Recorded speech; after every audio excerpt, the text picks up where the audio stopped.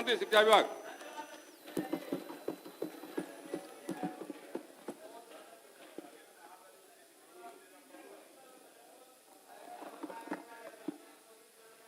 माननीय अध्यक्ष महोदय, हम आपके शुक्रगुजार हैं कि आपने हमें आज शिक्षा विभाग के तृतीय अनुपूरक बजट पर और शिक्षा विभाग की बातों को सदन में रखने का मौका दिया।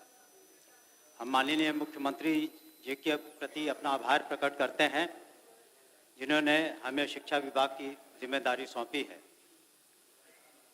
महोदय, हमने ध्यान से सभी माननीय सदस्यों की बातों को सुना और हम उन्हें आश्वस्त करना चाहते हैं कि जो बातें प्रासंगिक हैं, उनकी जो बातें सार्थक हैं, उन पर हम ज़रूर गौर करेंगे।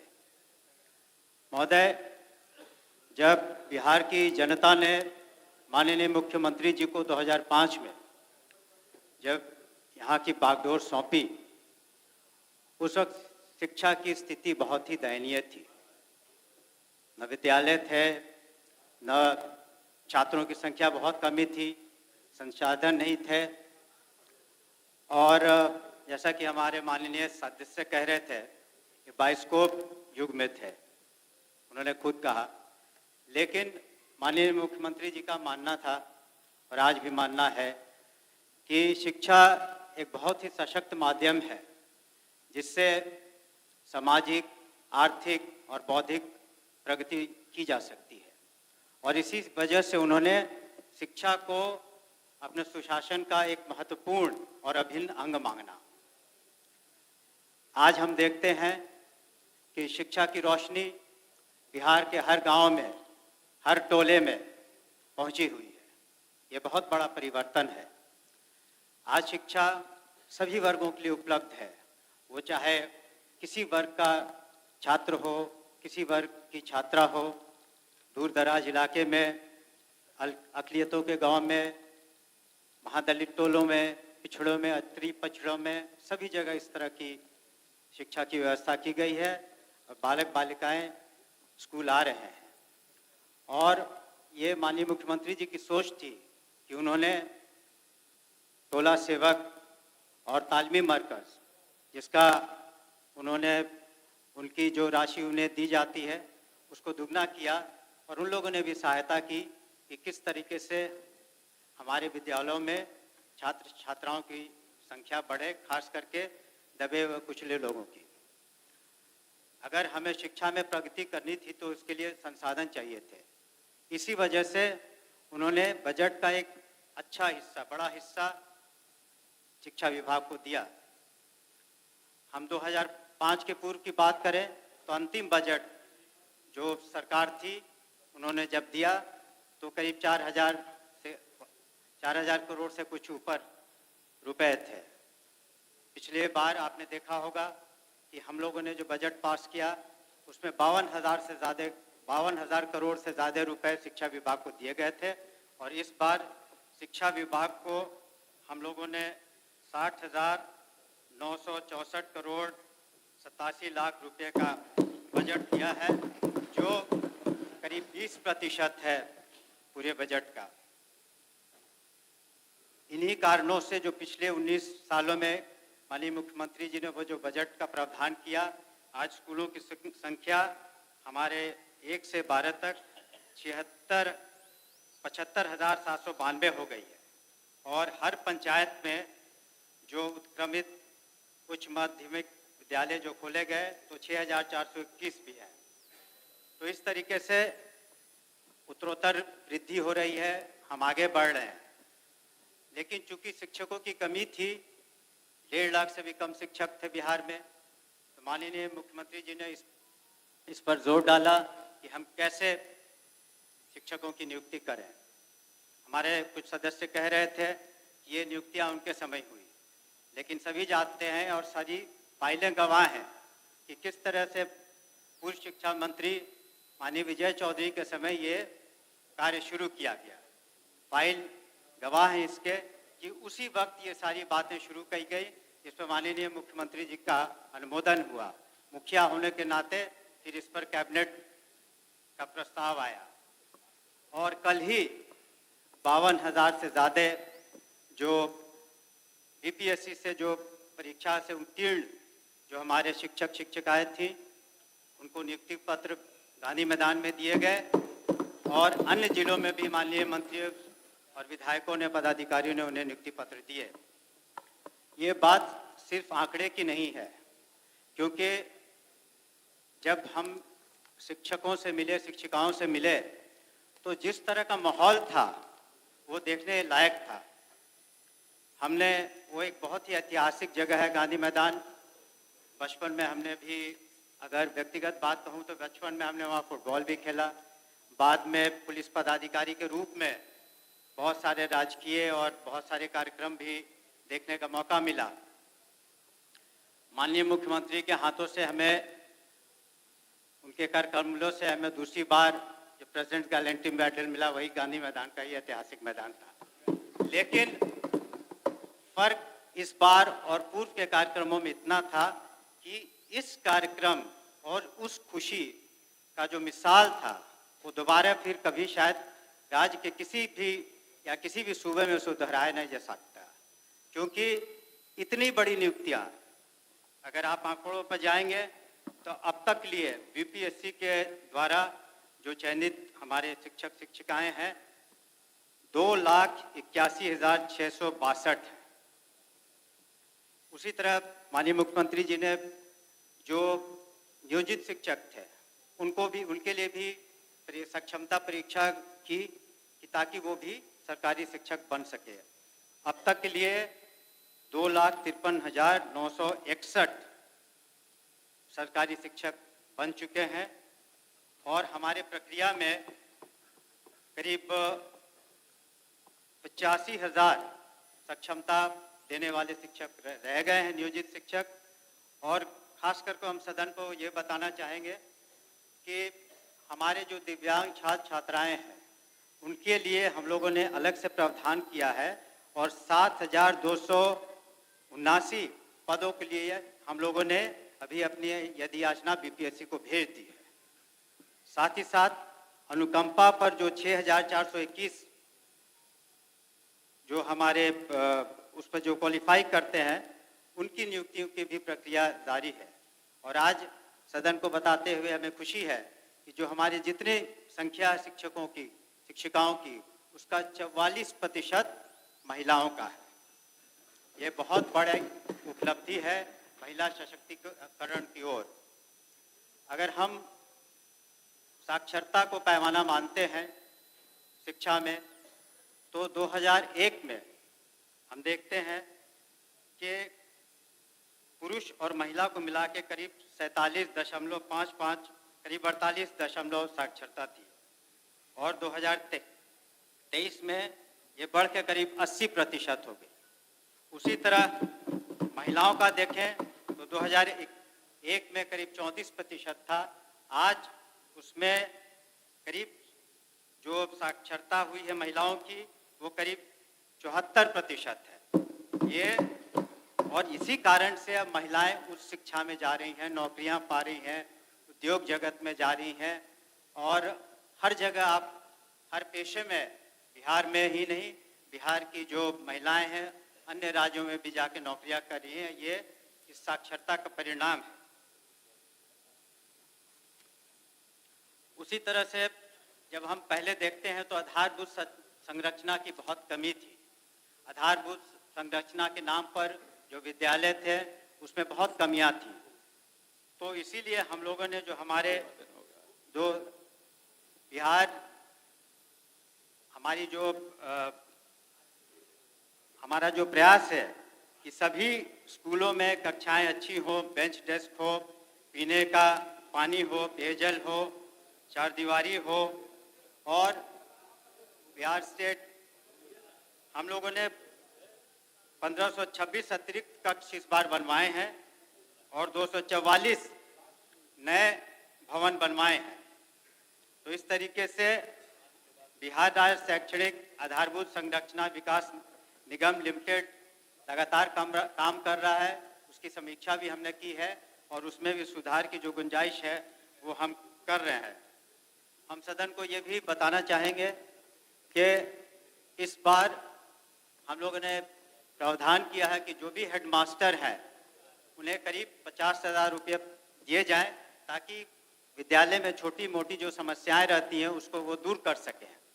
और जो माननीय विधायक गण कह रहे थे कि जो विकास का काम उनके द्वारा कराया जा रहा है उस पर हम लोगों ने रोक लगा दी है।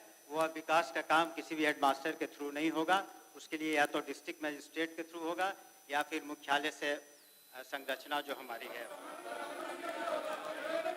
उस पर भी आप बोलने दीजिए। माननीय, जहां तक उस पर हम आएंगे,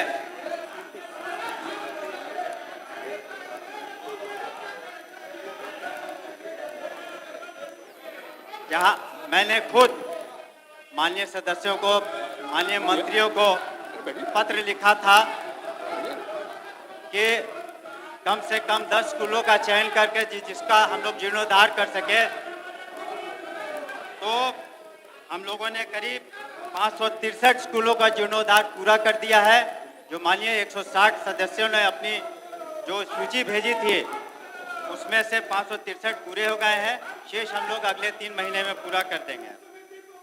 मिड डे मील का सुचारू रूप से वो है और अब तक लिए हम लोग करीब 1,08,85,300 छात्र छात्राओं को नित्य पौष्टिक भोजन देने का प्रबंध किया है हम लोगों ने। और गुणवत्ता शिक्षा हो सके और छात्र छात्राओं को मदद मिल सके, इसलिए माननीय मुख्यमंत्री ने डीबीटी के माध्यम से जो बालिका साइकिल, उस पर भी आऊंगा। मंत्री जी इधर देखिए, बोलिए मंत्री जी। बालिका जो साइकिल योजना है, पिछले वर्ष 7,59,000 करीब 337 करोड़ 95 लाख रुपए दे गए 7,59,000 छात्र छात्राओं को। यहाँ पर एक बात मैं कहना चाहूँगा जो शायद बहुत कम लोगों को पता है। यहाँ पर अमेरिका के एक प्रोफेसर ने, अमेरिका के एक प्रोफेसर ने यहाँ पर बिहार में एक स्टडी किया कि साइकिल योजना जो माननीय मुख्यमंत्री जी ने शुरू की उसका क्या सकारात्मक प्रभाव उन पर पड़ता है अटेंडेंस के टर्म्स में या फिर वो उनके एम्पावरमेंट पे, सशक्तिकरण में। और उन्होंने अपनी एक रिपोर्ट सबमिट की यूनाइटेड नेशंस को, और उस रिपोर्ट के आधार पर यूनाइटेड नेशंस ने ज़्यादा पैसा अफ्रीका के कंट्री जाम्बिया और फिर माले को दिया ताकि इसी तरह की जो साइकिल योजना है वहाँ पर भी लागू हो सके और वहाँ की बच्चियों को सशक्त किया जाए। तो ये जो बात है कि ये सिर्फ बिहार की बात नहीं है, हिंदुस्तान की अंतर्राष्ट्रीय स्तर पर भी इसको रिकग्निशन मिला, इसको मान्यता मिली। उसी तरह पोशाक योजना में 1 से 8 तक 2024-25 में 97,12,636 छात्राओं को 682 करोड़ 59 लाख रुपए दिए गए। और ये आपको बताना चाहेंगे कि सरकार ने निर्णय लिया कि इस बार जो हमारा अप्रैल माह से पोशाक की राशि दी जाएगी, ना कि अंत में दी जाएगी, ताकि उसका वो उपयोग समय कर सके। उसी तरह इंटरमीडिएट प्रोत्साहन योजना, उसी तरह से आपको स्नातक प्रोत्साहन योजना, सभी में राशियां समय दी जा रही हैं और 50,000 रुपये प्रति। हम लोगों ने टेक्निकल एजुकेशन पर भी जोर दिया है और सदन को हम बताना चाहेंगे कि कक्षा 6, 7, 8 मिला के करीब 29,000 स्कूल होते हैं हमारे, और निश्चित रूप से इस वित्तीय वर्ष में उन 29,000 स्कूलों में हम लोग कंप्यूटर, डेस्कटॉप कंप्यूटर देंगे ताकि शुरू से ही सरकारी स्कूल में कंप्यूटर की पढ़ाई बच्चों को हो सके। उसके लिए हम लोग अलग से सरकारी शिक्षकों की ट्रेनिंग भी दे रहे हैं, जिससे हमें काफ़ी फायदा होगा। मिशन निपुण बिहार में भी कार्रवाई हो रही है और सभी लोग, सभी माननीय सदस्य इस बात को मानेंगे कि ई शिक्षा कोष पर जो पोर्टल है, जिसके कारण जो अटेंडेंस है शिक्षकों का बहुत अच्छा हुआ है, शिक्षक अब स्कूल आ रहे हैं, इसका फीडबैक हम लोगों ने हर तरीके से लिया है। और जहाँ पर स्मार्ट क्लासेस बने हैं या कंप्यूटर लैब्स बने हैं, उसमें और बढ़ोतरी हम लोग आने वाले समय में करेंगे। हम लोग ने ये भी देखा कि जो व्यवहारिकता है शिक्षा के क्षेत्र में, हम लोगों ने कहा है कि जो पहले हर माह शिक्षाएं होती थी उसको त्रैमासिक कर दिया है, ताकि 3 महीने में एक बार शिक्षा हो सके, फिर वार्षिक शिक्षा हो पाएगी। उसी तरह से ग्रीष्मकाल में जो अतिरिक्त क्लासेस होते थे उससे बच्चों को कुछ कठिनाइयाँ थी, उससे फायदे जरूर थे, तो उसको भी हम लोग तत्काल उस पर हमने स्थगित कर दिया है।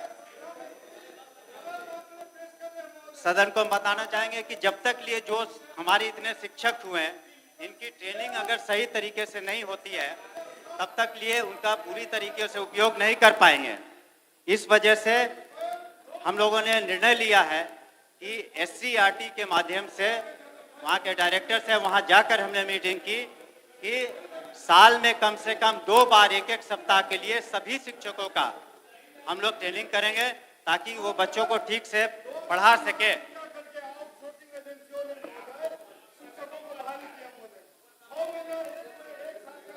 अभी SCERT द्वारा आयोजित एक हमने प्रोजेक्ट बेस्ड लर्निंग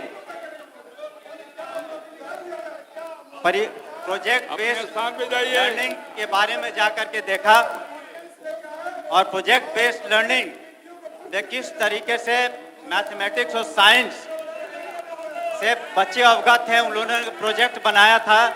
उन प्रोजेक्ट का मुआयना हम लोगों ने किया और ये पाया कि हमारे सरकारी स्कूल के बच्चों की जो पढ़ाई है उसके स्तर में निश्चित रूप से सुधार हुआ है। वो प्रोजेक्ट बेस्ड लर्निंग पर्यावरण से भी संबंधित है, साइंस से भी संबंधित है, आर्ट से भी संबंधित है। माननीय सदस्य महोदय, परीक्षा का संचालन सही तरीके से कराया जा रहा है और हम सभी जानते हैं कि इंटरमीडिएट में छात्राओं की संख्या जो शिक्षा में जो एग्जाम में उत्तीर्ण हुई उनकी संख्या छात्रों से ज़्यादा थी। और हम सदन को बताना चाहते हैं कि हमारे राज्य में 50 केंद्रीय विद्यालय चल रहे हैं, लेकिन 12 ऐसे विद्यालय हैं जहां अभी ज़मीन की आवश्यकता है, उनको हम लोग निःशुल्क ज़मीन देंगे ताकि उन 12 जगहों पर भी केंद्रीय विद्यालयों की स्थापना हो जाए। कुछ सदस्य अपना कह रहे थे कि कुछ प्राइवेट स्कूल्स में आर्थिक रूप से कमजोर बच्चों को नहीं पढ़ाया जाए। हम लोगों ने आधार सीडिंग शुरू किया है ताकि सरकारी स्कूल में भी जो बच्चे पढ़ रहे हैं उन्हें आधार के पर हम पता कर सकें कि कितने बच्चे उस स्कूल में हैं और सरकारी स्कूल में कितने हैं और प्राइवेट स्कूल में कितने हैं, ताकि किसी तरह का डुप्लीकेशन नहीं हो। इसलिए हम लोगों ने ये व्यवस्था की है और हमें ये बताते हुए संतोष हो रहा है कि सरकारी स्कूल में जो आधार सीडिंग हम लोगों ने शुरू की है, 1,55,00,000 छात्र छात्राओं की आधार सीडिंग हम लोगों ने कर ली है। उसी तरह से प्राइवेट स्कूल में जो हमारे गरीब बच्चे हैं उनकी भी आधार सीडिंग में हम लगे हुए हैं। इस तरीके से हमने देखा कि स्कूली शिक्षा में उत्तरोत्तर वृद्धि हो रही है, संसाधन हो या शिक्षकों की नियुक्ति हो। हम अगर उच्च शिक्षा की बात करते हैं तो वर्ष 2005 में करीब 1500 करोड़ के बजट हुआ करते थे और वर्तमान वित्तीय वर्ष में 5,884 करोड़ 82 लाख की राशि उपलब्ध कराई गई। तो और हम ये भी बताना चाहेंगे सदन को महोदय कि मात्र 3 राज्य ऐसे हैं पूरे हिंदुस्तान में जो उच्च शिक्षा में इससे ज़्यादा बजट देते हैं उच्च शैक्षणिक संस्थानों को। इसलिए वो मात्र 6 यूनिवर्सिटी की बात कर रहे थे आज हमारे पास राजकीय विश्वविद्यालयों की संख्या 15 है और 8 निजी विश्वविद्यालय हैं। उसमें आर्यभट्ट तरह का भी एक बहुत ही नवनीतम किस्म का विश्वविद्यालय है, जहां नैनो टेक्नोलॉजी इत्यादि की शोध हो रहा है। मुख्यमंत्री जी ने अपने प्रगति यात्रा में घोषणा की थी 9 डिग्री कॉलेजों की, उसके बारे में भी सारी कार्रवाई पूरी कर ली है। कैबिनेट का भी डिसीजन उसमें हो चुका है और बजट घोषणा में 358 प्रखंडों में जो डिग्री महाविद्यालय स्थापित करने की योजना ये बिल्कुल स्वागत योग्य है और शिक्षा विभाग जल्द से जल्द उस पर काम करके आगे की कार्रवाई करेगा। हम लोगों ने निजी विश्वविद्यालय में सेंट डेविड्स यूनिवर्सिटी को भी स्थापना की अनुमति दी है और उच्च शैक्षणिक जो संस्थान है उसमें जो आधारभूत रचना है उसके लिए बिहार राज्य उच्चतर शिक्षा परिषद ने भी अपना प्रस्ताव भेजा था और पीएम उषा से 383 करोड़ की राशि भी स्वीकृत हुई है। विश्वविद्यालयों की प्रधानाध्यापकों का जहां तक प्रश्न है उनकी नियुक्ति का, तो अब तक लिए 2000 से ज्यादा आप अपना केस वक्तव्य प्रोसीडिंग का भी पार्ट बना सकते हैं। हाँ, हम परीक्षा का नियोजन समय पर करा रहे हैं और साथ ही साथ हम लोगों ने जो वाइस चांसलर्स की मीटिंग की, 3 बार हमने मीटिंग की और हमने कहा है कि समय परीक्षाएं की जाएं, वित्तीय प्रबंधन में सुधार किया जाए और खास करके ऐसे सब्जेक्ट्स जो इंडस्ट्री से रिलेटेड हो, जो प्रोफेशनल और वोकेशनल हो, उस पर ध्यान दिया जाए। वहाँ भी सुधार हुआ है। अंत में हम ये कहना चाहेंगे कि हमारी शिक्षा व्यवस्था में लगातार सुधार हुआ है और हमारी सोच, हमारी नीति और नीयत माननीय मुख्यमंत्री के नेतृत्व में बहुत अच्छी है, बेहतरीन है। सरकार के कदम मजबूत है और तेजी से बढ़ रहे हैं और आने वाले समय में एक शिक्षित और विकसित बिहार का सपना हम जरूर साकार करेंगे। हम सदन से कटौती प्रस्ताव का अनुरोध कर दीजिए, वापस लेने की अनुमति कहते हैं और साथ ही साथ सदन से हम अनुरोध करते हैं कि हमारे तृतीय अनुपूरक को सर्वसम्मति से पास किया जाए। होली के लिए बोल दिया, कटौती प्रस्ताव वापस लिया जाए और सर्वसम्मति से हमारा तृतीय अनुपूरक पास किया जाए। होली के लिए आप सभी को बहुत बहुत शुभकामनाएं। जय हिंद, जय बिहार।